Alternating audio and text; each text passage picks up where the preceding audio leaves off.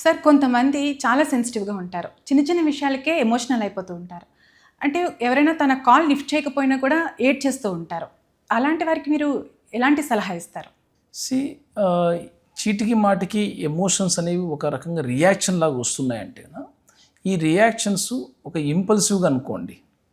అంటే కన్సీక్వెన్స్ తను కానీ తన పక్కన వాడు కానీ ఎంత ఇబ్బంది పడతాడు అది కాకుండా అప్పటికి వచ్చే రియాక్షన్ ఎక్స్ప్రెస్ చేస్తున్నట్టు. సో రియాక్షన్స్ మనం సప్రెస్ చేయాలని మనం అది కాదు not right answer. But understanding is important.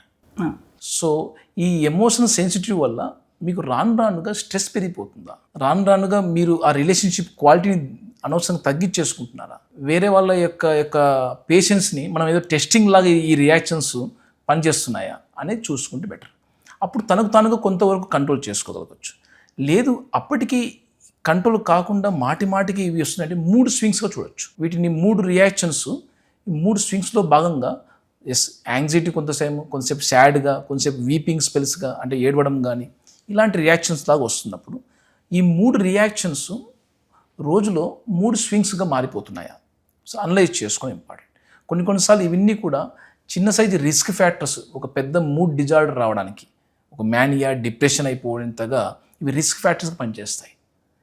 So కాబట్టి 3 రియాక్షన్స్ ఎప్పటికప్పుడు మనము అవేర్నెస్ పెంచుకోవాలి.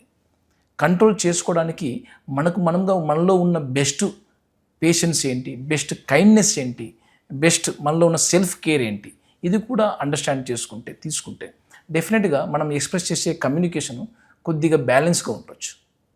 అప్పటికి ఇబ్బంది అవుతుంది అనుకోండి, వాటి 3 స్వింగ్స్ తగ్గించే మెడిసిన్స్ సూచనలు డాక్టర్ గారు వాట్ ఎవర్ ద పీరియడ్స్గా అంటే 1 వీక్, 10 డేస్, ఒక కపుల్ ఆఫ్ వీక్స్గా సైకాట్రిస్ట్ గారు డిజైన్ చేయగలుగుతారు.